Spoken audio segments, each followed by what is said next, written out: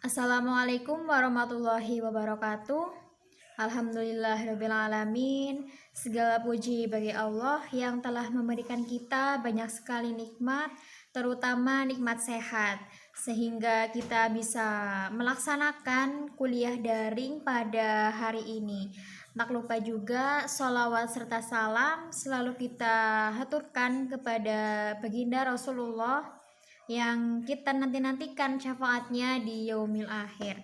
Oke, untuk pertemuan kali ini yaitu presentasi dari kelompok 4 yang berjudul Model Ekonometrika.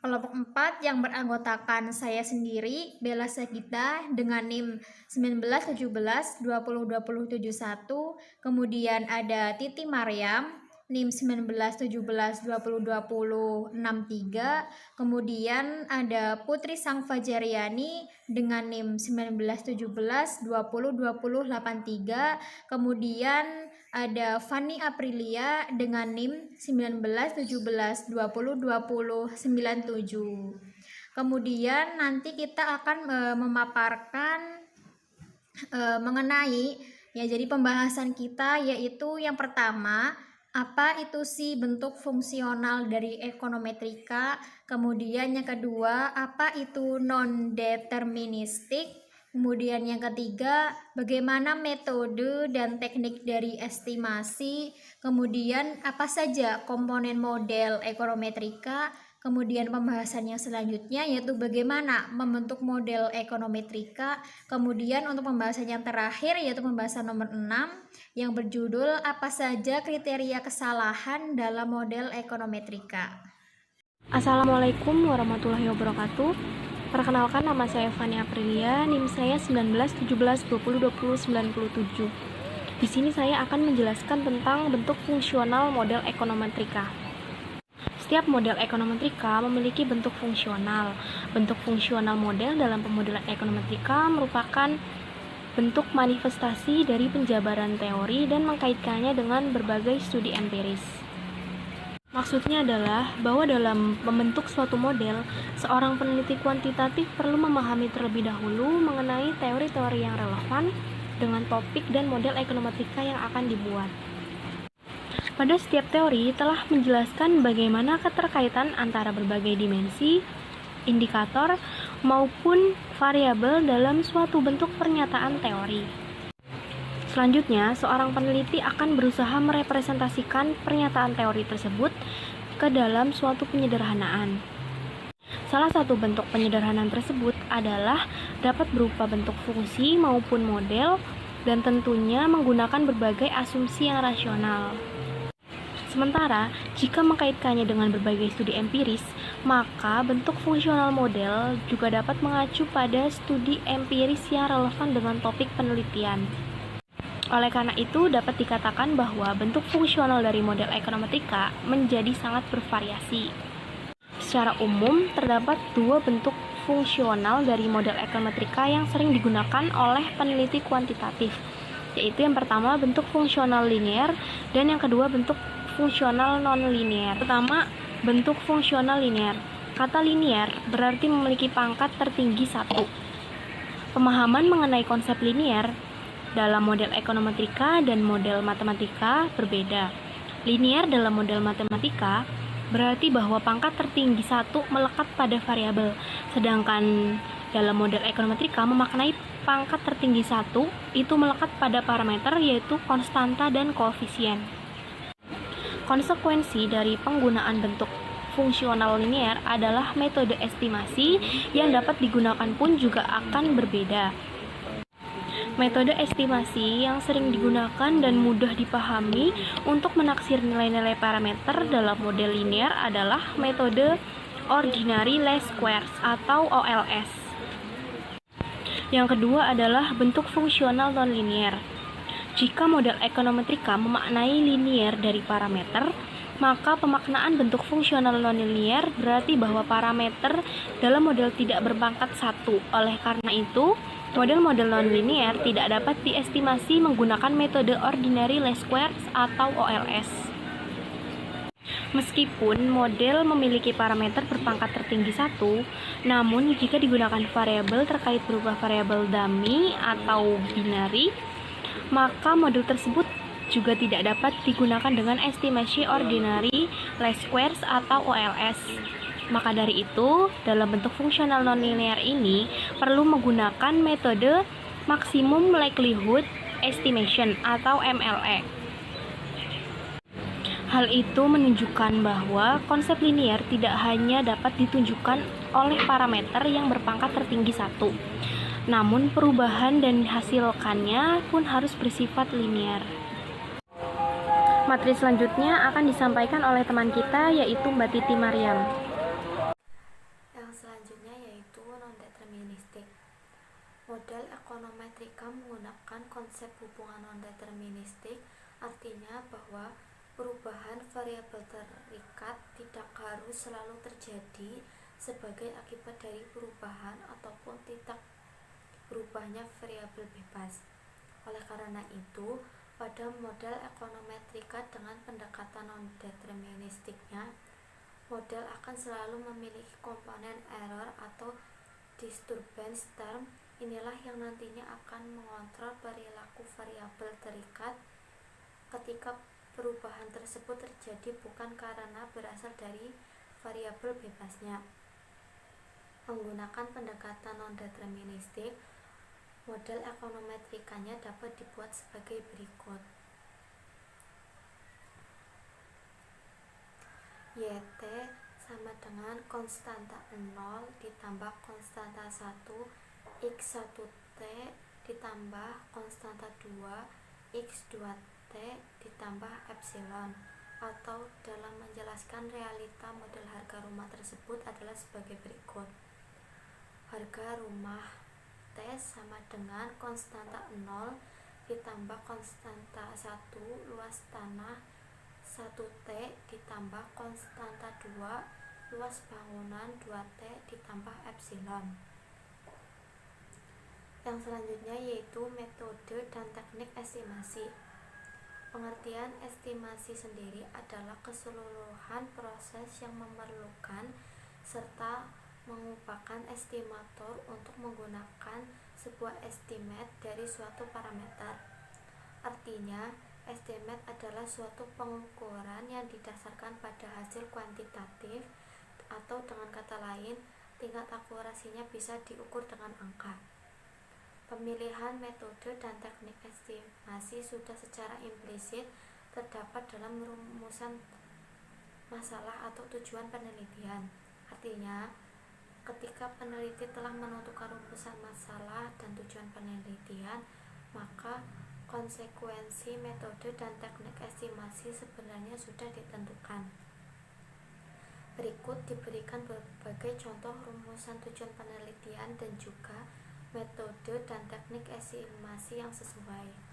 Yang pertama, jika tujuan penelitian menyatakan mengetahui pengaruh variabel X1 terhadap variabel Y, maka model ekonometrika yang dapat dibuat berupa model regresi dengan metode estimasinya menggunakan metode estimasi ordinary least squares atau OLS.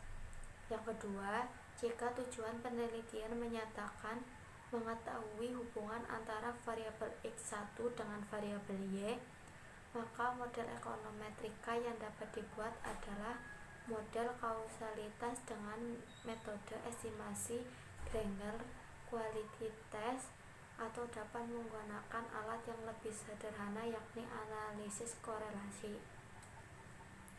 Yang ketiga, jika tujuan penelitian berupa mengetahui pengaruh jangka pendek dan jangka panjang antara variabel X1 dengan variabel Y, maka model ekonometrika yang sesuai adalah model Error Correction Mechanism atau ECM dengan metode estimasi ordinary least squares atau OLS. Yang keempat yaitu VAR maupun model Vector Error Correction Mechanism atau VECM secara umum dapat dikatakan bahwa menggunakan metode dan teknik estimasi dalam metode ekonometrika disesuaikan dengan tujuan penelitian. Perkenalkan, saya Putri Somfajeriani, NIM 19 17 20 20 83. Di sini saya akan menjelaskan tentang komponen model. Model merupakan representasi hubungan berbagai variabel berdasarkan teori dan studi empiris yang kemudian membentuk model ekonometrika.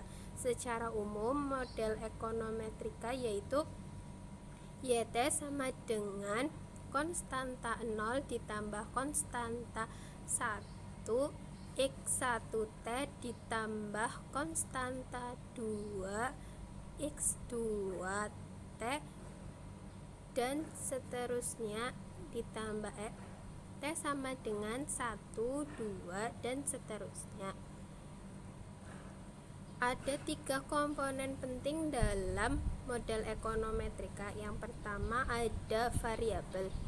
Variabel merupakan komponen penting dalam ekonometrika. Ada 2 jenis variabel dalam model ekonometrika. Yang pertama variabel terikat dan variabel bebas. Variabel terikat disebut dependent variable dan dilambangkan dengan huruf Y yang merupakan variabel yang akan dijelaskan atau diprediksi. Yang kedua ada variabel bebas atau independent variable yang dilambangkan dengan huruf X, yaitu variabel yang menjelaskan perilaku dari variabel terikatnya atau yang digunakan untuk memprediksi nilai dari variabel terikat. Yang kedua ada parameter. Parameter menunjukkan ukuran atau taksiran statistika terhadap model ekonometrika. Pada setiap model ekonometrika memiliki parameter. Parameter ada 2 jenis. Yang pertama parameter yang bersifat konstanta atau konstanta 0. Yang kedua ada konstanta yang bersifat koefisien atau konstanta 1, konstanta 2 dan konstanta 3 dan seterusnya. Dari masing-masing parameter menunjukkan kemampuan model dalam memprediksi perilaku dari variabel terikatnya. Yang ketiga ada disturbance term, yaitu representasi berbagai hal yang belum masuk atau tidak dimasukkan dalam model ekonometrika. Artinya berbagai kesalahan dalam model dicerminkan oleh disturbance term. Oleh karena itu, posisi disturbance term sangat penting dalam model ekonometrika. Untuk pembahasannya selanjutnya yaitu akan dipaparkan oleh saya, Bella Sagita, NIM 19 17 20 20 71. Pembahasannya yaitu mengenai membentuk model ekonometrika. Jadi model dan data itu merupakan titik awal dalam penulisan proyek ekonometrika. Pada tahap awal penelitian itu model adalah pemilihan topik yang menarik, menformulasikan skop model dan tujuan dari penelitian. Kemudian ada pendapat dari Gujarati 2004 dalam bukunya yang berjudul Dasar-Dasar Ekonometrika, memberikan panduan dan menjelaskan secara rinci prosedur tersebut dalam metodologi ekonometrika. Nah, kemudian secara umum untuk membentuk model ekonometrika dapat berpedoman pada beberapa hal sebagai berikut. Yang pertama yaitu mengacu pada teori. Teori itu menjadi dasar dalam membentuk suatu model. Kemudian untuk memprediksi variabel terikat itu harus berdasarkan teori juga. Misalnya untuk memprediksi pada variabel pertumbuhan ekonomi sebagai variabel terikat. Diperlukan juga teori yang menjelaskan mengenai faktor-faktor dari pertumbuhan ekonomi seperti kemiskinan, inflasi, kemudian investasi, dan sebagainya. Nah, itu merupakan variabel bebas. Kemudian variabel bebasnya tersebut juga haruslah berdasarkan pada teori. Misalnya, jika digunakan variabel inflasi, maka perlu ada teori yang menjelaskan keterkaitan antara inflasi dan pertumbuhan ekonomi.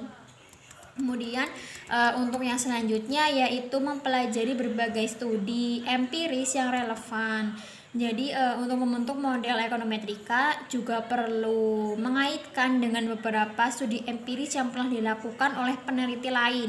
Studi empiris yang dikerjakan tujuannya yaitu supaya diperoleh suatu informasi mengenai kebaruan atau novelty dari penelitian. Selain itu juga untuk menemukan gap dari penelitian. Jadi penelitian dikatakan ilmiah itu jika model yang dibentuk merupakan hasil pemikiran terhadap model-model yang pernah ada serta teori-teori relevan sehingga memunculkan posisi dan pentingnya penelitian yang akan dilakukan jika dibandingkan dengan penelitian yang sudah ada. Kemudian yang selanjutnya yaitu mengumpulkan data yang valid. Data itu menjadi komponen yang sangat penting dari model. Dan data yang valid adalah data yang dapat dipertanggungjawabkan kebenarannya, baik dalam bentuk definisi dan operasional pengukurannya. Data yang valid itu akan memberikan hasil yang menjadi logis. Selanjutnya yaitu konsisten pada teori. Model yang baik itu dapat dihasilkan salah satunya karena dibentuk sesuai dengan teori yang berlaku. Setiap peneliti tidak diperkenankan menggunakan atribut dalam model yang tidak sesuai dengan teori. Nah, hal ini tuh sangat penting karena pada tahap berikutnya penelitian atau hasil-hasil penelitian tersebut itu akan dilakukan cross check apakah teori yang dipakai itu sesuai dengan penelitian. Kemudian yang selanjutnya yaitu keterkaitan antar variabel. Jadi model yang baik juga itu dapat ditunjukkan oleh adanya keterkaitan antar variabel dalam model. Salah satu cara yang dapat dilakukan untuk mengetahui keterkaitan antar variabel adalah menggunakan alat analisis korelasi. Jadi korelasi itu sebagai pengujian berprasangka antar variabel dapat ditunjukkan dalam bentuk seperti uji korelasi antar variabel bebas dan uji korelasi antar variabel bebas dengan variabel terikat. Nah, supaya apa? Yaitu supaya model itu memberikan hasil yang sesuai dengan harapan, maka hasil uji korelasi antar variabel bebas harus memiliki nilai korelasi yang rendah. Sebaliknya, jika uji korelasi dilakukan antar variabel bebas dan variabel terikat, itu diharapkan memiliki nilai korelasi yang tinggi. Kemudian yang selanjutnya yaitu parameter bersifat konstan. Jadi adanya konsistensi dengan teori, digunakannya data yang valid merupakan beberapa prasyarat penting dalam membentuk model yang baik. Konsekuensinya, hasil taksiran parameter model itu akan memberikan nilai parameter yang stabil. Artinya semakin besarnya jumlah sampel yang digunakan itu tidak akan mengubah nilai-nilai parameter model. Kemudian pembahasan yang terakhir yaitu yang G, yaitu memiliki nilai parameter lebih baik dibanding lainnya. Jadi ketika model mampu menghasilkan nilai parameter yang mampu menjelaskan teori serta berkontribusi pada hasil empiris, maka model yang dapat dikatakan merupakan model yang baik. Bahkan jika model tersebut dibandingkan dengan berbagai model yang sejenis, maka mampu menjelaskan teori dan memberikan temuan baru. Maka model dapat dikatakan sebagai model yang lebih baik. Saya Fania Aprilia, NIM 1917-2020-97. Di sini saya akan menjelaskan tentang kriteria kesalahan dalam model ekonometrika. Mengacu terhadap metodologi ekonometrika, tahapan dalam membentuk model ekonometrika dapat didasarkan pada teori atau dapat mengacu terhadap berbagai studi terlebih dahulu. Tujuannya adalah supaya model yang telah terbentuk dapat dikatakan benar karena sudah mengacu dan berpedoman terhadap kaidah-kaidah dalam membentuk model yang baik. seperti yang sudah dijelaskan pada subtopik sebelumnya. Namun, pada praktiknya masih seringkali ditemui hasil-hasil penelitian empiris yang menunjukkan adanya ketidakmampuan dalam suatu model untuk menjelaskan teori dan memberikan temuan baru. Terdapat beberapa kondisi tertentu yang memungkinkan terjadinya kesalahan model, yaitu meliputi: yang pertama, tidak memasukkan variabel yang relevan atau omission of relevant variables. Kondisi tersebut terjadi karena peneliti menganggap bahwa variabel yang relevan akan memberikan hasil yang sama terhadap studi yang pernah ada. Dalam praktiknya, setiap peneliti kadang tidak mampu memahami berbagai kemungkinan variabel bebas yang dapat digunakan dalam suatu model. Misalkan, suatu penelitian akan meneliti tentang faktor penentu tingkat konsumsi individu, maka berdasarkan teori konsumsi Keynes, dikatakan bahwa determinan utama tingkat konsumsi adalah pendapatan. Oleh karena itu, dalam membentuk model konsumsi, peneliti harusnya memasukkan variabel pendapatan, namun terkadang peneliti justru memasukkan variabel lainnya tanpa menggunakan variabel pendapatan. Maka, dalam kondisi tersebut dapat dikatakan sebagai omitted independent variables. Yang kedua adalah memasukkan variabel yang tidak penting atau inclusion of unnecessary variables.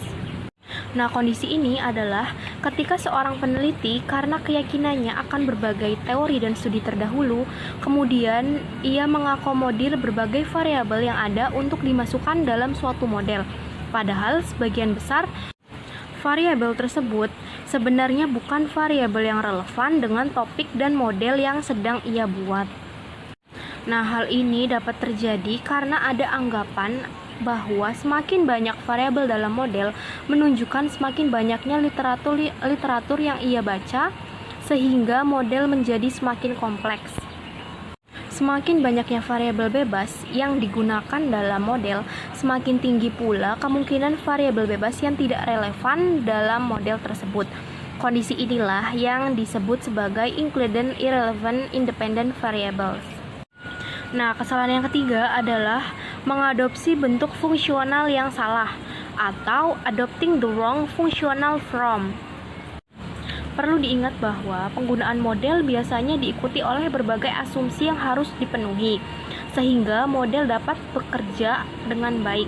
Namun, seringkali kita temui bahwa adanya penelitian yang melakukan adopsi model tanpa memperhatikan asumsi yang harus dipenuhi, sehingga model menjadi keliru. Yang keempat adalah salah pengukuran atau errors of measurement.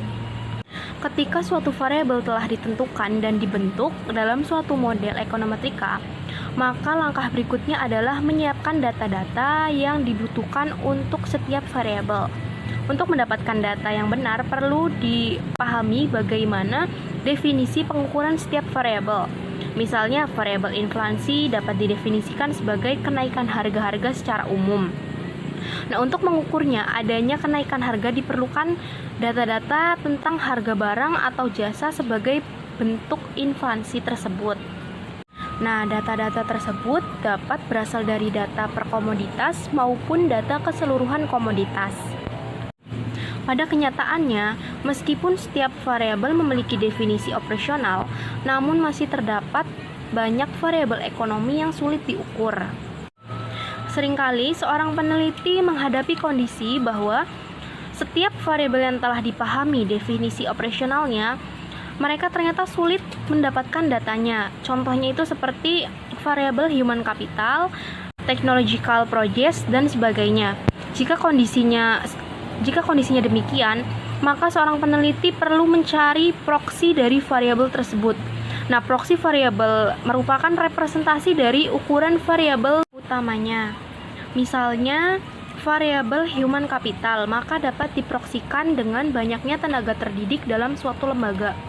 Lalu, variabel technological progress itu bisa diproksikan dengan banyaknya penggunaan alat-alat canggih atau teknologi canggih. Nah, jika tidak mampu memahami keberadaan variabel yang sulit terukur secara operasionalnya, serta tidak dapat menemukan proksi dari variabel tersebut, sehingga digunakan ukuran lainnya di mana ukuran tersebut adalah salah, maka kesalahan ini tercakup dalam error term. Nah, yang kelima adalah spesifikasi yang keliru atau incorrect specification of the stochastic error term. Nah, di kesalahan ini, teori memang tidak secara eksplisit menjelaskan bagaimana mengilustrasikan hubungan dalam bentuk fungsi dan model yang tepat. Sehingga, setiap peneliti mencoba mengasumsikan model menurut pemahamannya masing-masing. Misalnya, teori konsumsi Keynes menjelaskan bahwa kecenderungan adanya kenaikan pendapatan akan mengakibatkan terjadinya kecenderungan peningkatan konsumsi. Jika teori tersebut diilustrasikan dalam bentuk fungsi dan model, maka kemungkinan hubungannya adalah positif. Namun, bagaimana hubungan positif tersebut dimodelkan? Sering kali peneliti memilih model linear, artinya perubahan terjadi secara linear. Padahal, perubahan tersebut juga dapat terjadi secara non-linear. Jika kondisi ini terjadi, maka spesifikasi model yang dibuat dapat dikatakan keliru. Nah, oleh karena itu, perlu adanya asumsi yang harus dipenuhi dalam model. Jika kemungkinan pemilihan bentuk model yang dibuat benar dan kemudian dilakukan pengujian, maka akan dihasilkan taksiran parameter yang benar pula. Sebaliknya, jika bentuk model yang dibuat salah, maka kesalahan tersebut akan tercangkup dalam error term. Nah, yang terakhir adalah unpredictable element in human nature. Pada kriteria kesalahan ini, tidak setiap perubahan dalam proses pembentukan suatu model dapat dipahami oleh setiap peneliti. Hal ini terjadi karena tidak setiap peneliti memiliki kapasitas yang sama dalam membentuk suatu model. Perbedaan persepsi maupun cara pandang dapat berkontribusi pada terjadinya kesalahan. Di samping itu, tidak setiap perubahan yang mungkin terjadi bisa diprediksikan oleh setiap peneliti. Jika kondisinya demikian, maka kesalahan yang timbul akan tercakup dalam error term. Berbagai kemungkinan penyebab terjadinya kesalahan dalam model tersebut mengakibatkan model-model ekonometrika selalu memiliki disturbance term atau error term. Nah, itu dia teman-teman beberapa kriteria kesalahan dalam model-model ekonometrika.